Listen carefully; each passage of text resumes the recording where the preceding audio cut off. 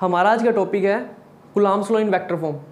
Last जो हमने class में किया था वो किया था कि कूलम्ब्स लॉ होता क्या है। नॉर्मली दो चार्जेस हैं, एक पॉजिटिव पॉजिटिव एक नेगेटिव नेगेटिव, ठीक है। कोई भी दो चार्जेस ले लो, चाहे वो लाइक चार्ज है यानी सेम चार्जेस हैं, या फिर हम ले लेते हैं अनलाइक चार्जेस यानी अपोजिट चार्जेस। अगर लाइक चार्जेस होंगे तो वो एक दूसरे को क्या करेंगे, रिपेल, और जो अनलाइक चार्जेस होंगे वो एक दूसरे को क्या करेंगे, अट्रैक्ट। तो जब ये एक दूसरे को रिपेल करते हैं या फिर एक दूसरे को क्या करते हैं, अट्रैक्ट करते हैं, तो दोनों कंडीशंस में क्या होता है, एक फोर्स अप्लाई होती है। जो हमारे पास में कूलम्ब्स लॉ होता है ये उसी फोर्स को क्या करता था, डिफाइन करता था। तो जो हमारे पास में कूलम्ब्स लॉ का फॉर्मूला आया था उस टाइम पर, वो आया था हमारे पास में जो F होता है फोर्स डायरेक्टली प्रोपोर्शनल आ जाएगा किसके, Q1 Q2 upon are square के। और जब हमने इसको प्रोपोर्शनल का साइन हटाया था तो हमारे पास में आई थी K Q1 Q2 upon are square, ये वाली वैल्यू आई थी। जहां पर हमारे पास में जो K की वैल्यू होती है वो होती है 1 अपॉन 4 पाई अपसाइलन नोट, और अपसाइलन नोट हमारे पास में क्या होता है, इसकी जो ये भी कांस्टेंट होता है, और इसकी वैल्यू होती है हमारे पास में 8.25 इंटू 10 की पावर माइनस 12, ये वाला पार्ट आया था। और हमने क्या लिखा था कि एक K की एक और वैल्यू होती है 9 इंटू 10 की पावर 9। ये सारी चीज़ें हमने कर ली थी। अभी बात क्या हो रही है कि Coulomb's law in vector form. अभी वेक्टर फॉर्म से क्या मतलब है, 11th क्लास में आप सभी ने पढ़ा हुआ है कि वेक्टर होते क्या है। नॉर्मली जिन ऐसी क्वांटिटीज़, हम स्केलर और वेक्टर की बात करते हैं, ऐसी क्वांटिटीज़ जिसके अंदर हमें सिर्फ उसकी वैल्यू बताकर और उसके बारे में पता लग जाए तो वो तो हो जाती है हमारे पास में कौन सी, स्केलर क्वांटिटीज़। फॉर एग्जांपल चीनी कितनी हुई 4 kg, तो डायरेक्शन की लोड नहीं है। आटा लेके आए कितना 20 किलो, डायरेक्शन की जरूरत नहीं है। बट वही बात मैंने कह दी हाँ कि मैं वहाँ गया, कहाँ गया, पहली बात तो ये। दूसरा, और किस डायरेक्शन में गया, कह दिया 2 किलोमीटर गया, किस डायरेक्शन में, ईस्ट वेस्ट नॉर्थ साउथ, किस डायरेक्शन में, तो हमें वहाँ पर डायरेक्शन बतानी होती है। यानी ऐसी क्वांटिटीज़ जहाँ पर हमें क्या करेगी, जिसको डिफाइन करने के लिए हमें उसकी क्वांटिटी के साथ में या फिर उसके मैग्नीट्यूड के साथ में डायरेक्शन को बताना पड़े, तो वहाँ उस चीज़ को हम क्या कहते हैं, वेक्टर क्वांटिटीज़। यहाँ पर देखो जब हमारे पास में क्या लगा, फोर्स लगा है, कौन सा, कूलम्ब फोर्स कह लो या इलेक्ट्रोस्टैटिक फोर्स ले लो, ठीक है। अगर हम बात करें किसकी कि अगर पॉजिटिव पॉजिटिव चार्ज है या नेगेटिव पॉजिटिव नेगेटिव है, तो या तो वो अट्रैक्ट करेंगे या फिर रिपेल करेंगे। अगर अट्रैक्ट कर रहे हैं और रिपेल कर रहे हैं, दोनों चीजें कर रहे हैं, दोनों चीजें कर रहे हैं, तो सिंपल सी बात है फोर्स लग रही है और फोर्स एक स्पेसिफिक डायरेक्शन होती है। तो हमें यहाँ पर इसकी क्या जरूरत पड़ती है कि कूलम्ब्स लॉ को किसकी फॉर्म में शो करना पड़ता है, वेक्टर फॉर्म में शो करता है। तो देखो हमारे पास में यहाँ पर दो चार्ज है, कौन कौन से, एक पॉइंट ए पर और एक पॉइंट बी पर है। पॉइंट ए पर चार्ज है मेरा कौन सा, Q1, और पॉइंट बी पे चार्ज है मेरा Q2, ठीक है। पॉइंट ए पर चार्ज कौन सा है मेरे पास में, Q1, और पॉइंट बी पर चार्ज है मेरे पास में कौन सा, पॉइंट बी पर चार्ज है मेरे पास में कौन सा, Q2। आगे ये वाला पार्ट। अभी देखो अगर सेम चार्ज होंगे, अगर दोनों के दोनों पॉजिटिव चार्ज है तो रिपेल मारेंगे एक दूसरे को, सिंपल सी बात है। इधर लगाता हूँ मैं Q1 और इधर लगाता हूँ मैं Q2। ये पॉइंट ए है और ये मेरा पॉइंट बी है, और ये इनके बीच की डिस्टेंस जो भी थी अपनों ने लगा दी इस तरीके से। एक दूसरे क्या करेंगे, रिपेल करेंगे। अगर यहीं पर दोनों अपोजिट चार्ज है, लाइक Q1 मान लो एंड Q2, ठीक है, और यहाँ पर ये चार्ज यहाँ पे आ गया, ये चार्ज यहाँ पे आ गया, और इन दोनों के बीच में ये इस तरीके से आ गया, ठीक है। एंड देन ये क्या कंडीशन आएगी, एक दूसरे को क्या करेंगे, इस तरीके से क्या करेंगे, अट्रैक्ट करेंगे। जब क्या आएगा, ये सपोज ये पॉजिटिव है एंड ये नेगेटिव है, सिंपल सी बात है। तो मैं यहाँ पे एक चीज जरूर लिखना चाहूंगा, if Q1 and Q2 is greater than 0, तो हमारे पास में कौन सी कंडीशन आएगी, एक दूसरे को क्या करेंगे, रिपेल करेंगे।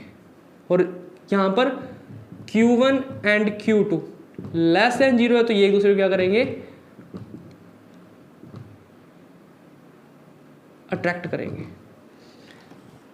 आगे बात समझ में। अभी देखो हमें वेक्टर फॉर्म में बताना है कि क्या कंडीशन है, किस तरीके से। तो इसके अंदर कोई लंबी चौड़ी खेल नहीं है। अगर मैं तुम्हें डायरेक्ट की इसकी फॉर्म में बात बताऊं तो देखो F12 F21 is equal to क्या वैल्यू होती है, K Q1 Q2 upon R square होता है, K Q1 Q2 upon R square होता है। अगर यहाँ पर 1 2 लिखा हुआ है तो हम यहाँ पे क्या लिख देंगे 2 1। यहाँ पर अगर 2 1 लिखा हुआ है तो हम यहाँ पे लिख देंगे 1 2। डायरेक्शन बताने के लिए हमें एक क्या होता है, वेक्टर के अंदर डायरेक्शन बताने के लिए एक हमें यूनिट वेक्टर की जरूरत होती है, वो हमने यहाँ पे लगा दिया। अगर यहाँ पर 2 1 है तो यहाँ पर भी क्या आ जाएगा 2 1, और यहाँ पे भी क्या आ जाएगा R 2 1। कई बुक्स में ऐसे लिख रखा होता है, ठीक है, और कई बुक्स में किस तरीके से लिखा रखा होता है,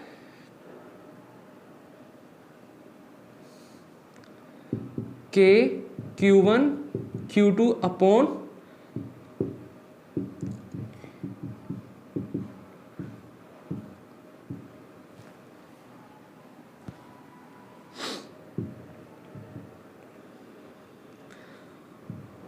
यहाँ पर वेक्टर लग जाएगा। वही कंडीशन, अगर 2 1 है तो इधर 2 1 1 2 2 1 1 2।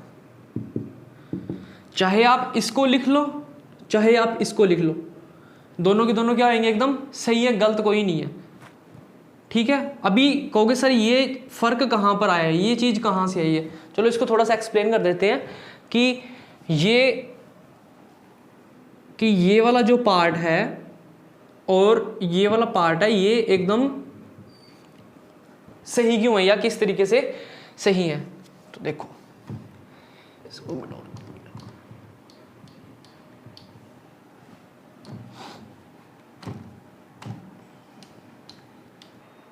ठीक है। तो देखो अभी हमारे पास में आ चुका है, ये वाले दो पार्ट आ चुके हैं। अभी देखो कि ये वाला पार्ट और ये वाला पार्ट सेम टू सेम कैसे है।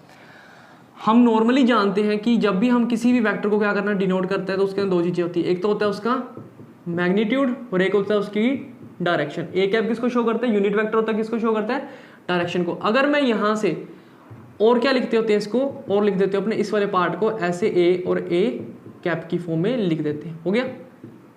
अगर मेरे को ए कैप की वैल्यू निकालनी है यहाँ से तो क्या आएगी, ए वेक्टर अपॉन में ए, सिंपल सी बात है, ये वाला पार्ट आ गया। अभी मैं इसी चीज को यूज कर रहा हूं किसके अंदर, इसके अंदर देखो मेरे पास में क्या था R 2 1 मान लेते हैं ये वेक्टर है, और इसको शो करने के लिए क्या आ जाएगा R 2 1 मैग्नीट्यूड और R 2 1 का कैप, सिंपल। अगर मेरे को यहां से R 2 1 कैप की वैल्यू निकालनी है तो मेरे पास में आ जाएगा R 2 1 वेक्टर अपॉन में R 2 1 का मैग्नीट्यूड। देखो मैग्नीट्यूड चाहे ऐसे लिख लो चाहे नॉर्मली लिख लो, एक ही बात है, कोई फर्क नहीं पड़ेगा। तो ये वाली वैल्यू आ गई। तो मैंने क्या किया, ये वाले पार्ट को उठा के यहाँ पे रख दिया। जब मैं इस वाले पार्ट को उठा के यहाँ पर रखूँगा तो देखो वैल्यू क्या होगी मेरे पास में, इसके अंदर देखना क्या वैल्यू बनेगी। इसको लिख रहा हूँ, देखो K Q1 Q2 upon R 2 1 की स्क्वायर, और ये वाली वैल्यू मैंने यहाँ पे रखनी है तो देखो क्या आएगी मेरे पास में वैल्यू पुट करेंगे R 2 1 अपॉन R 2 1, यहाँ पे इसका क्या लग जाएगा वेक्टर, और ये यहाँ पे इस तरीके से लग जाएगा, ठीक है। जब ये दोनों आपस में मल्टीप्लाई होंगे तो हमारे पास में क्या वैल्यू बनेगी, K Q1 Q2 upon R 2 1 की क्यूब और R 2 1 वेक्टर। तो हमारे पास में ये वाला पार्ट आ जाएगा किसका, ठीक है।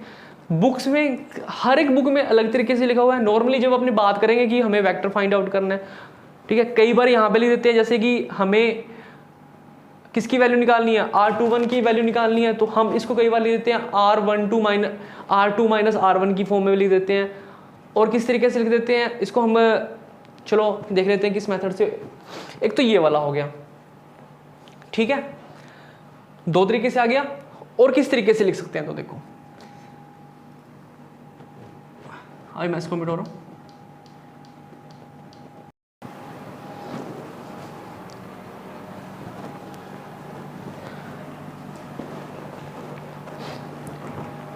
अभी तक हमने दो मेथड से कर लिया है, अभी एक तीसरे मेथड से और दिखा देते हैं कि आपको हम इसको किस तरीके से लिख सकते हैं। तो देखो अभी देखो, अब मैं इस कौन से पॉइंट O A और B की बात करता हूँ।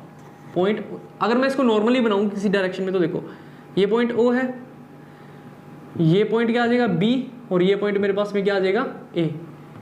तो हमारे पास में वेक्टर किसी डायरेक्शन में, एक पहले ऐसे है, एक हमारे पास में ऐसे है, दो, और बीच के अंदर एक इन दोनों के बीच की डिस्टेंस है, जिसके अंदर से जब हम इसको इस तरीके से, ये बीच की डिस्टेंस आ जाएगी, जहाँ पर हम वेक्टर दिखाएंगे R21 को, 21 यहाँ पे इस तरीके से दिखेगा, और जो हमारे पास में वेक्टर कौन सा है R12 है, वो हमारे पास में डायरेक्शन इस तरीके से दिखेगा।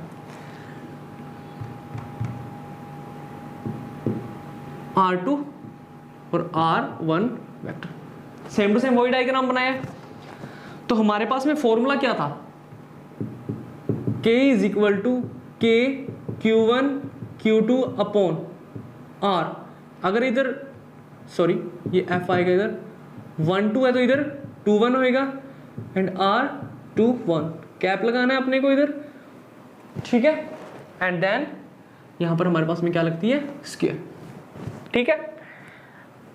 और दूसरा मेथड क्या लिखा हुआ था हम लोगों ने, इसके ऊपर वेक्टर का साइन आएगा,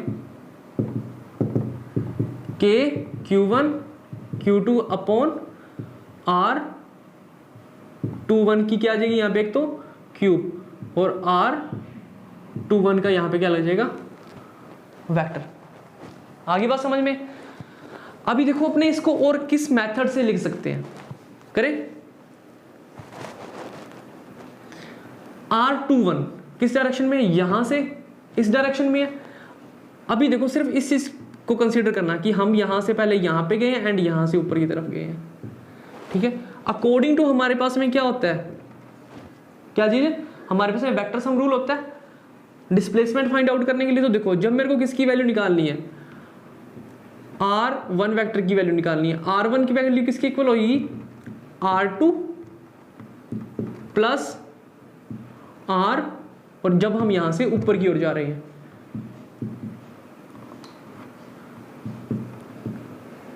ठीक है, ये वाला पार्ट आ गया। और जब मैं किसकी बात करूंगा, यहां से R12 की वैल्यू निकालूंगा, तो मेरे पास में क्या वैल्यू आ जाएगी, R1 vector minus R2 vector. आगे बात समझ में, तो ये वाली वैल्यू आ गई।